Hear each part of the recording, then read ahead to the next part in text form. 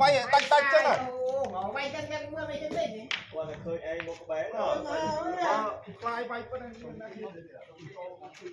chết một chết nó qua bay ốc mua đây mấy giờ cũng bạc cá rồi bị đuối này ở đây thì bay chơi cho ai con bác sĩ ơi mày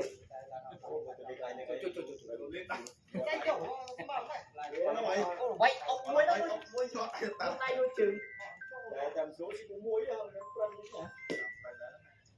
trời à men quá cái số này đây sao cái và mà nó bài cho thằng này nó cũng đây vô đừng con chơi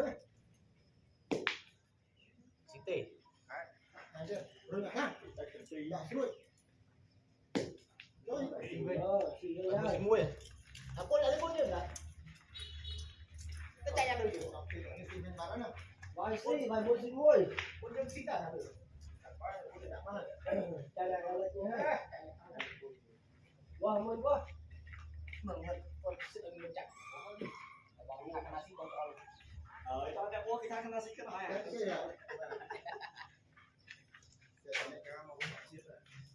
chia là vòng đá này chia là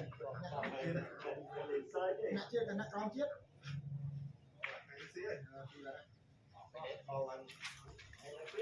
mua thì mình chia đấy không biết là lâu phải mua chi phí vậy mua chi phí vậy rồi cho tôi bay tôi phẳng bay rồi sau mà đưa tôi say hơi đó tao sẽ cầm hơn đầu nét nặng rồi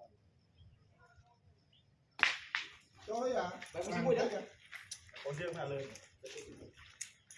anh đi qua không biết là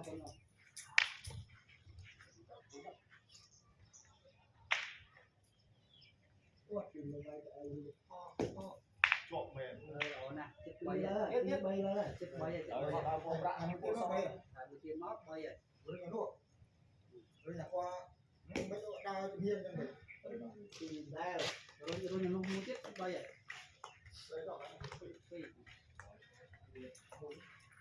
thì xin phi với là quay cái tiếp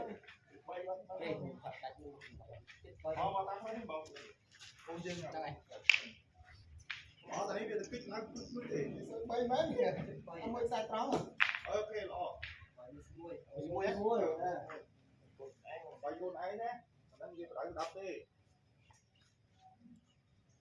ôi bài mày mua xin mua đây xin mua ôi có gì rồi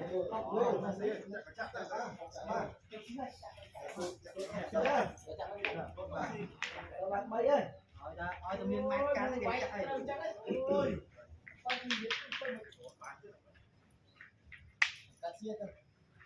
đây mà tử giờ mưa nó vậy trời thế mà thằng cá xin nói tao phải thằng cắt tao không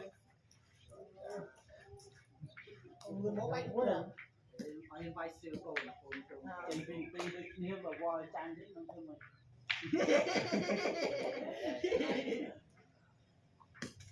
cho tôi cái này đâu có em có đi cái này ngày nó mới trái biển nào anh cứ xem mà nó là lên mưa trồng lên à đây tháo trồng trên trên mình lại cốt ọc rồi và nhà cái đá nó ọc rồi ọc à thì dân trong hết cọc bắt cọc bạn qua đây à đọc cây sồn à bây thằng lên một nghe à tụ thì qua cái smart thế nó sẽ sự cản học đúng cái gì bắt mà đây khi làm xong đi trong gọi cho bà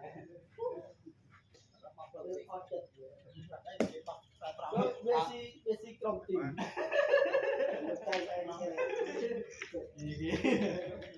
nó gọi là nước bọc ra trong nước biên nào vừa trong người có các bạn còn cái ra đây à mày thì mua xí à mày làm số gì thế mày là mua xí mày mua nơi có một gốc kiếp gì đây à không là một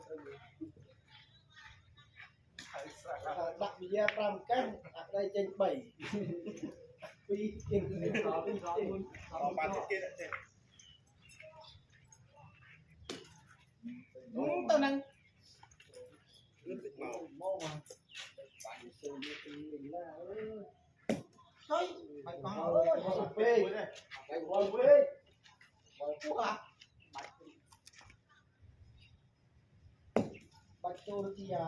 Trời, mình xịt đi. Ôi, nè, đâu à? Rồi đọc trống à?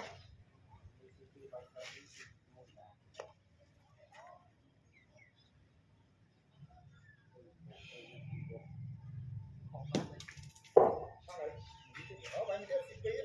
Đây là váy đó. Canh nha không? Bạch Việt đăng. Trời. Bạn đọc đó đấy. Ơi, Báo gì à? Này mà Chú tay gửi đã. đâm không vào. Đi Ra không có môn này mà mình tư được. Để ba cái lại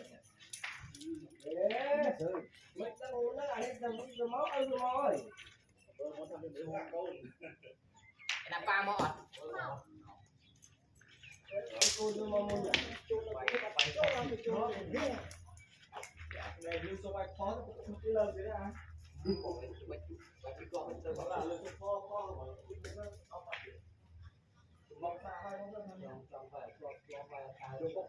nhà lên cùng chàng ngà tê thạc đây vô mùa ơi. Nó bây giờ khá trôi tới nam đây nó mới lên tập chuồn.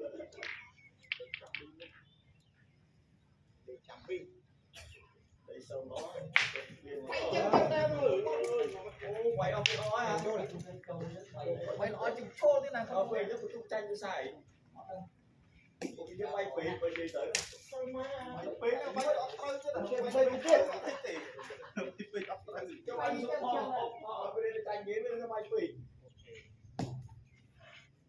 Chơi mồng non nó là to mới nào nó được không? Hoặc cần tất vậy. mình một cung thuốc rồi trong đi rồi. Ngồi đây, ghế mà.